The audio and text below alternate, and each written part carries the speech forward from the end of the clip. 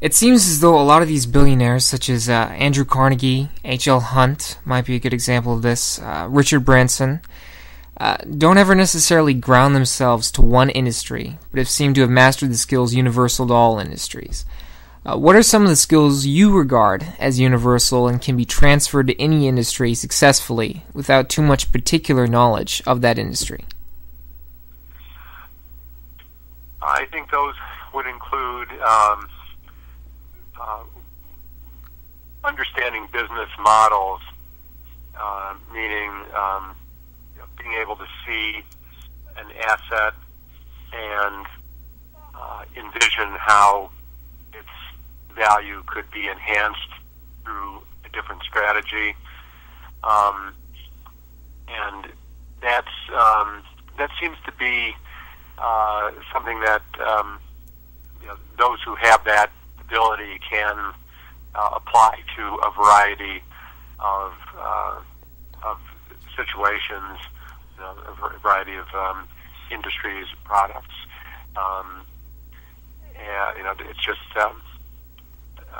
It's just an understanding that they have, and have a knack for figuring out how to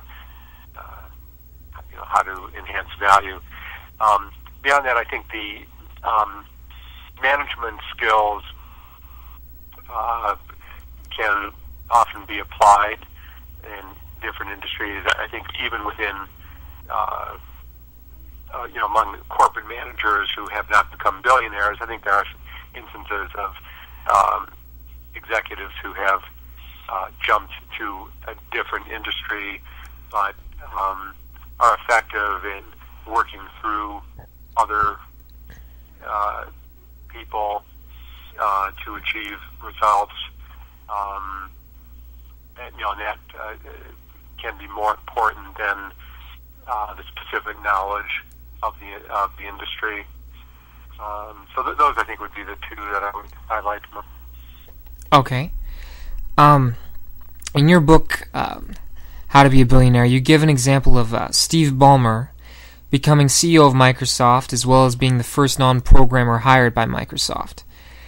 Do you feel that if someone can run one company, they can run any company?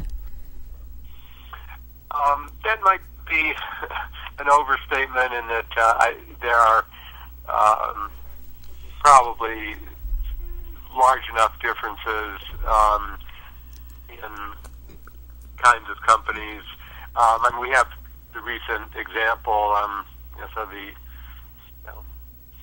unfortunate example, I guess, with Penny bringing in itself from the Apple stores, and so even from Apple, and then trying to apply what had been successful at Apple stores to Penny. So there, even with things that businesses that didn't seem all that far apart, there seemed to be enough of a difference just in the nature of the customer and what motivates the customers that a manager can get tripped up. So I think you can find examples on both sides of managers who have or entrepreneurs who have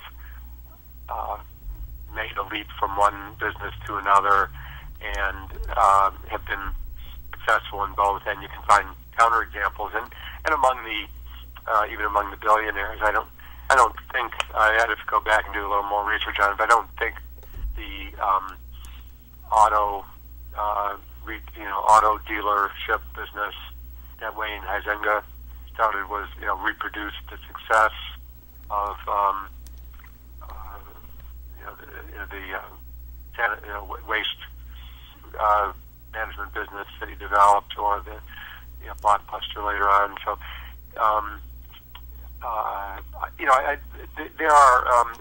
Warren Buffett certainly is a good example of someone who's doesn't attempt to be a hands-on manager at all of the tremendous variety in enterprises, and I think Berkshire Hathaway, I'm sure not every business they've entered has been or not every business they've acquired has been a huge success.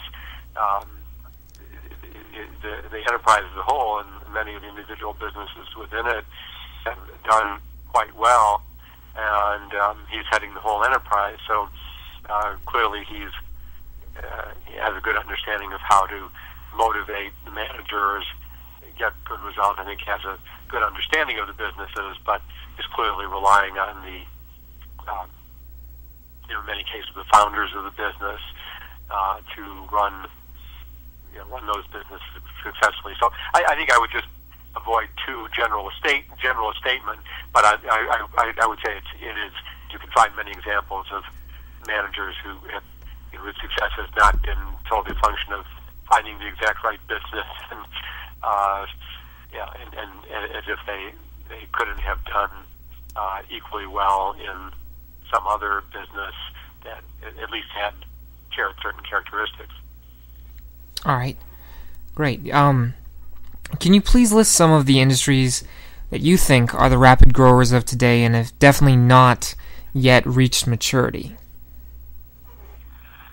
Well, interestingly, the energy exploration business, oil exploration, which has been around since the, 1860s or so, is getting a new burst of growth. And of course, there are many large companies involved in that, but there are smaller enterprises as well. And with the technological advances that have come along, I think there's still a lot of growth there. I mean, the U.S. is just going through a tremendous boom, and it's going to make in energy, oil production, oil and gas production, and that's going to make a huge difference to the economy. So, undoubtedly, be a lot of money made there. The other major growth areas really continue to be in technology. A little hard to predict where they'll come from. Social networks Right. really came out of nowhere. I don't think anyone would have predicted, even a few years before Facebook came along, that the kind of fortunes that would be made there. But so there are niches, problems to be solved. I just, as it happened, just heard a talk by the CEO of Dropbox, who was the commencement speaker at MIT. And I don't know if you're familiar with Dropbox, but it's a way to store files. And so you have the problem. I've had the problem myself. And if someone has an iPad and a cell phone and a laptop computer and wants to work on a file in each of those on each of those different devices, he has to email them from one to the other. So Dropbox is a more convenient way of being able to work on files from different devices. So it's sort of a simple idea, but he found a solution, and this is now a company with a market capitalization in the billions. So I think there are going to continue to be spin-offs, variations on some of the existing themes. There are new types of social networks that have come along since Facebook. Different approaches to that have been very successful. The whole search area. I mean,